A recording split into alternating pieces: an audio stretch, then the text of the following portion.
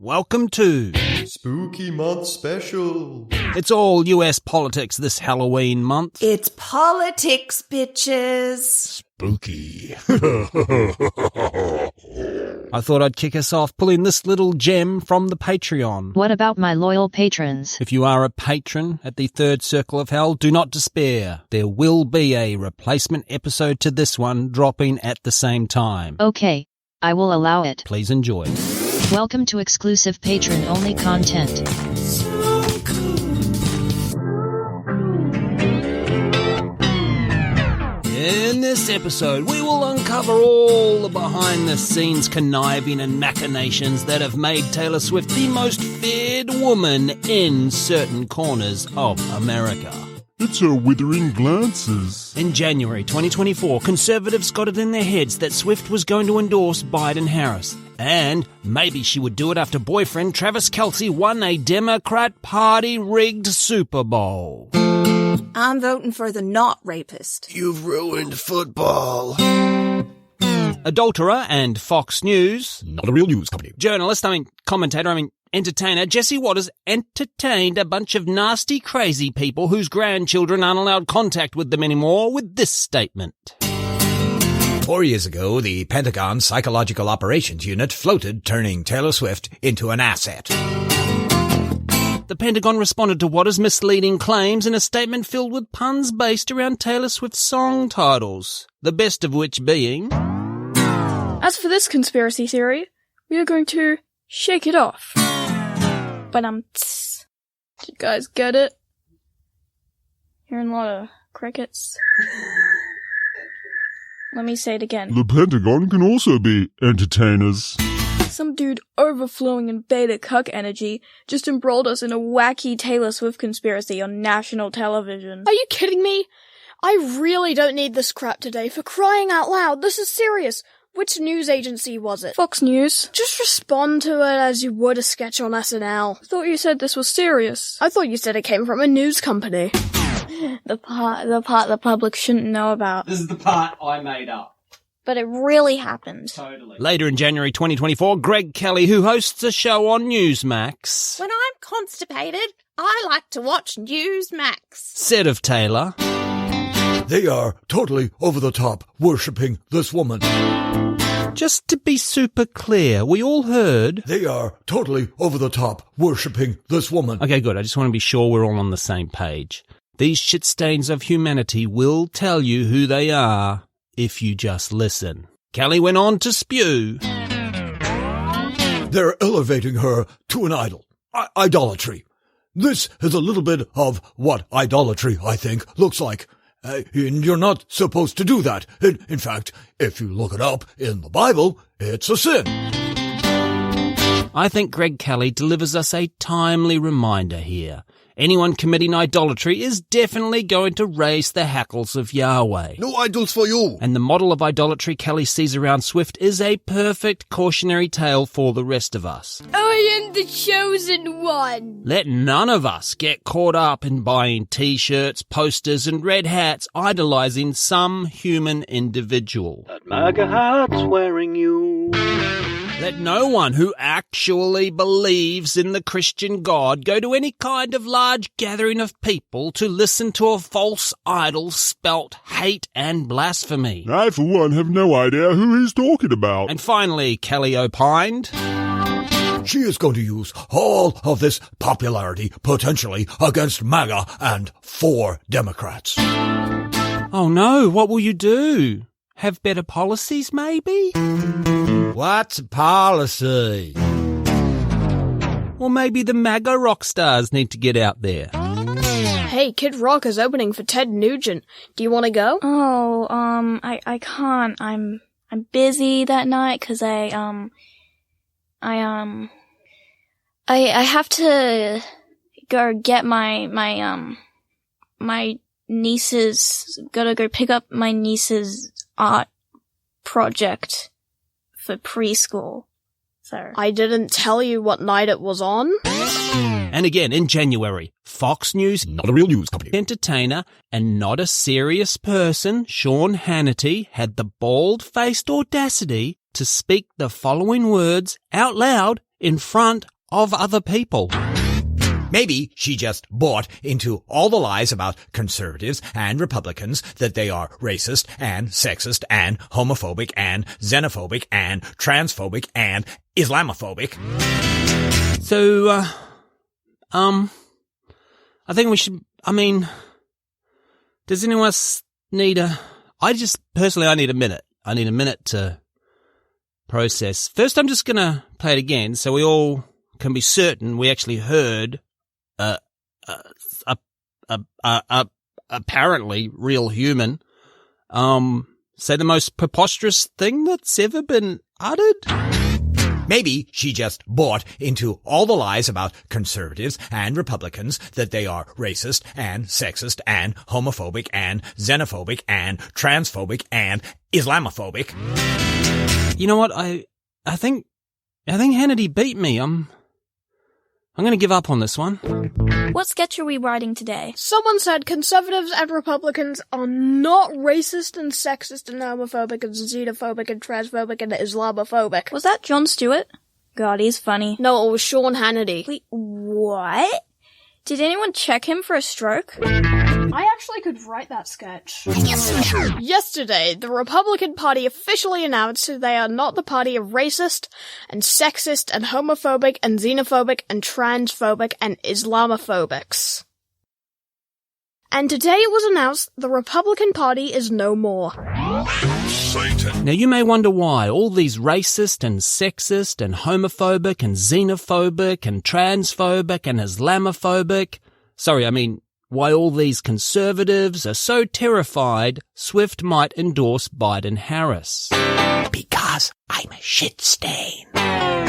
Well, she had done it in 2020 with a statement that I think hurt Sean Hannity real hard in the butt. Swift said America needed to elect a president who recognizes that people of color deserve to feel safe and represented, that women deserve the right to choose what happens to their bodies, and that the LGBTQIA+ community deserves to be acknowledged and included. Fuck you, Taylor. I only vote for presidents who would punish everyone who made me feel stupid in high school. Just before that 2024 Super Bowl, Biden posted a TikTok where he was asked if he had deviously plotted to have the Chiefs win the game, and the president replied, I'd get in trouble if I told you. Biden can be an entertainer too. When asked in February by Seth Meyers about the alleged conspiracy between himself and Swift, Biden replied, Where are you getting this information? It's classified.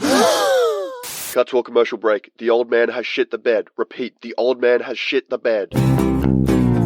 The question is, why have the white supremacist, Christo-fascist incels turned on Tay-Tay so hard? Is it just because she's the biggest star we've had since Michael Jackson? Yeah, and all the rumours about Michael turned out to... Okay, look, that's not the best example for this point I'm trying to make. Or do they think she betrayed them? You could certainly see where they may have felt a white Christian country singer came from within their ranks. She very famously refused to comment on politics for a very long time.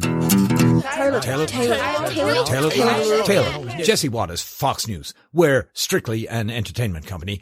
Can you tell us who you'll be voting for? Well, I don't like to talk about politics, but I will say I won't be voting for a racist, homophobic rapist. So, no comment then. Taylor. Here's a horrifying concept I came across while researching this episode. Not commenting on political issues is a dog whistle in these circles. It's because we are shit stains.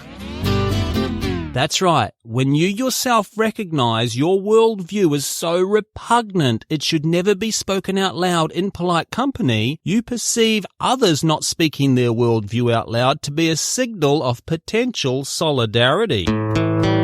What are your thoughts on the coloureds and the gays? I can't say. Oh my god, I can't say either. Did we just become best friends? In 2016, Vice ran an article unearthing an underground obsession with Taylor Swift in the white supremacist movement, where she was referred to as an Aryan goddess. Andre Anglin from neo-Nazi blog The Daily Stormer told Vice, It is also an established fact that Taylor Swift is secretly a Nazi and is simply waiting for the time when Donald Trump makes it safe for her to come out and announce her Aryan agenda to the world. Probably she will be betrothed to Trump's son and they will be crowned American royalty.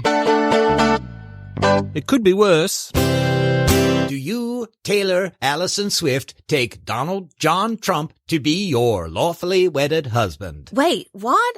I thought I was marrying one of his sons. Change of plans, Taylor.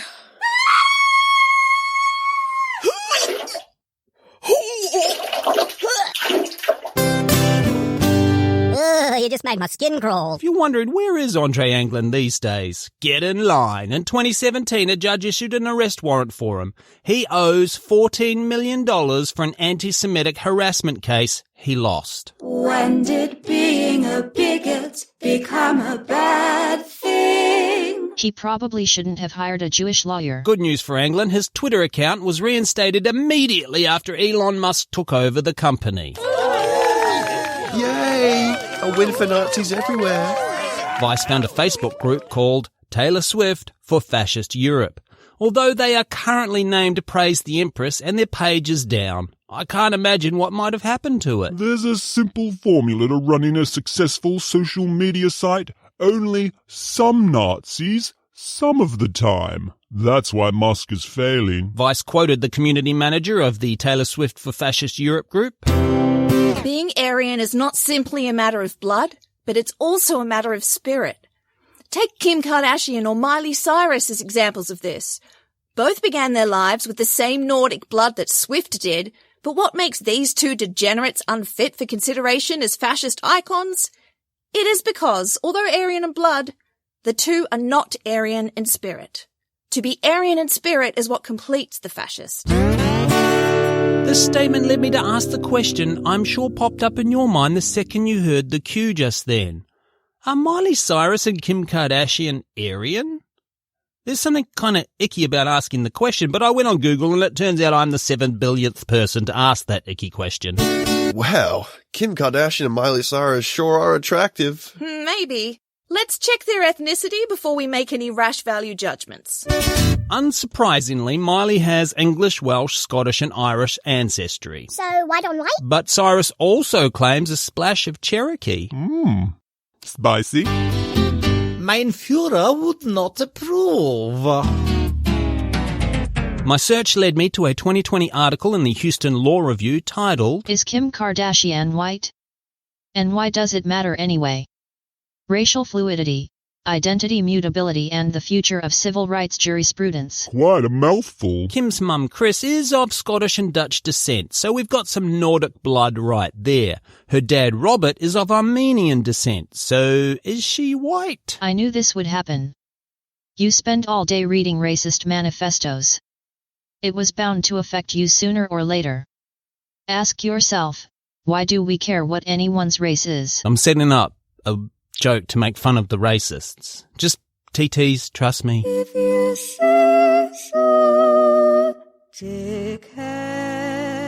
The short answer is yes, Kim Kardashian is white, but interestingly, according to the Houston Law Review, she is less white than she was prior to 9/11. Did the explosion give her a tan? Oh boy. They don't mean Kim personally, they mean the US people of Armenian descent suddenly became less white in the ensuing xenophobia brought about by the war on terror. Some Saudis attacked the World Trade Center. Let's attack Afghanistan and Iraq. Western civilization is being threatened. If you're not with us, you're against us. Yeah, America! Some years later. Hey, Russia is invading Ukraine. Western civilization is being threatened. We all need to fight back. Oh, sorry, we're busy that day. I didn't tell you what day it was. But white is not necessarily Aryan. In the strictest terms of the word, Aryans are an actual specific group of people speaking Indo-Iranian languages. Armenians don't fit in that category. In the anthropological parlance of the 19th century, Aryan means speaking one of the Indo-European languages, which is a category that Armenians do fit into. Yay! Finally a sexy Aryan. But in the white supremacist sense of the word Aryan, which is what I'm sure the Nazis mean, then the answer has to be no. Ooh, genetics screwing us white folk yet again, just like they did with our dicks. Kim Kardashian probably does not fit into Hitler's made-up definition of Aryan. I would like to join your fascist Facebook group. I'm just not sure about your fascist credentials. Could you explain to me your fascism? Certainly. I go out of my way to accuse others of being dumb and controlled by their emotions because I am very stupid and emotional. Okay, cool. You are a good fascist. But are you racist enough for me? Let's do a test. I will show you some photos and you have to react to them for me. Sure. How does this photo make you feel? He looks filled with Aryan spirit. That's a photo of Malcolm X. X, you say? I wonder if he knows Elon. He has a nice smile. I like him. Fascists, such as people who really love fashion. Goddamn nerds. So as we said earlier, Taylor had kept her politics to herself for the most part, but a certain 2016 election encouraged her to become a little more vocal, as we've seen. She dipped her toe in the water in 2018 with an Instagram post explaining why she would not be voting for the Tennessee Republican candidate in that midterm, with the quote, I cannot support Marsha Blackburn. Her voting record in Congress appalls and terrifies me. In her 2020 documentary, Miss Americana, Swift described Blackburn as Trump in a wig. Trump is Trump in a wig. Over the years, Blackburn has fired a few shots back over the fence, often using Swift's own song titles in the same way the Pentagon did to Jesse Waters, to slay the singer. Everyone is using her lyrics like she's some sort of songwriting genius or something. But how could that be? She's a girl! But this year is an election year for Blackburn, and she has tempered her comments on the biggest superstar in the world with compliments like, He has built quite an empire. I am so thrilled that she has chosen to base that in Nashville. If you listen closely enough, you can actually hear the bile being swallowed. It was also in Miss Americana while arguing with her team as to why she was going to make that Blackburn post, where Swift made her famous reference to that Oldsmobile commercial with the line, These aren't your dad's Republicans. Now, I don't want to disagree with Tay-Tay. I do not need the ire of Swifties added to the Christian love I receive on a daily basis. You're gonna burn in hell. I'm a shit stain. And I understand Swift is following the teachings of Sun Tzu. She's offering an honourable exit for non-MAGAs in the GOP. You've never read Sun Tzu. But I'm not a good person like Taylor, so I'll happily say it. I am old enough to be Taylor's dad, and they've always been the racist and sexist and homophobic and xenophobic and transphobic and Islamophobic party. I like parties. Oh. They just didn't used to do it out loud. That was the difference.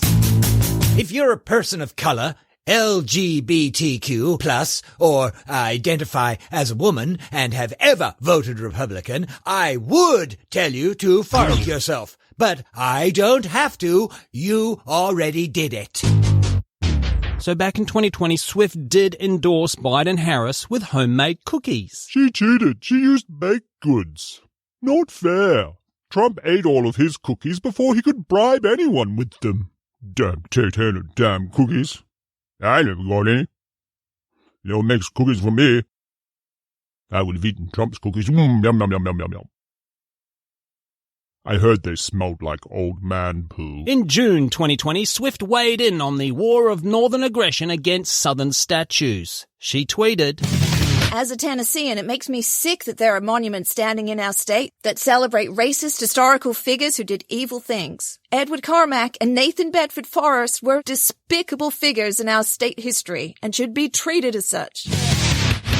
Edward Carmack was a pro-lynching newspaper man, but Nathan Bedford Forrest is who Forrest Gump is named after. I mean, sure, he was the first Grand Wizard of the Ku Klux Klan, but come on, Forrest Gump. My mama said, don't mix the races. Immediately after this, the alt-right brilliantly countered with a post claiming Swift had told a Brazilian news outlet, How can we have a moment of freedom that was built by slaves? Racist monuments make me sick. And yes, the moment instead of monument typo was in the original post. God God damn it, autocorrect. You've made me the laughingstock of the conspiracy theory community. Do you know what it's like to have all the dumb people laugh at you? What can we take away from Taylor Swift? I mean, prior to researching these 2 episodes, I never had any kind of opinion about Tay-Tay. I'm a 50-year-old punk. She's just not on my radar. But I have learned hating Taylor Swift is a surefire sign you have never brought another human being to orgasm. And that's why Satan is my superhero. We hope you enjoyed this exclusive content. Thank you for your support. You are my superhero.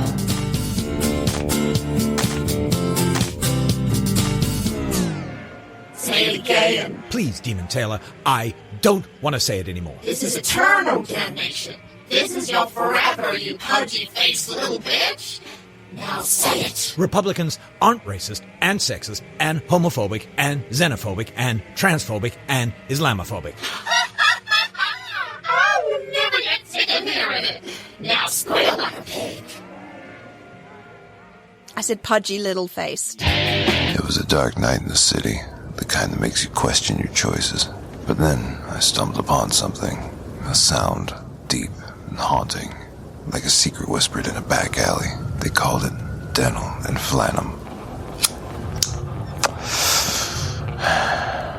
No, I've heard a lot of noises in this town, but this was different. A duo with a name that echoes in the shadows, where the melodies are as thick as a smoke in a seedy jazz club. You don't just listen to Dental and Flannum, you experience them. They play like they've seen the vile underbelly of the city, like they've walked those rain-soaked streets at night, chasing ghosts and dreams. They've got rhythm, they've got grit, they've got the kind of soul that gets under your skin, the kind that doesn't let go. So if you're tired of the same old tunes, it's time you pay Dental and Flannum a visit. They'll take you on a journey, no questions asked, no witnesses, just you and the music. The only crime would be missing out. Go to dentalandflannum.bandcamp.com.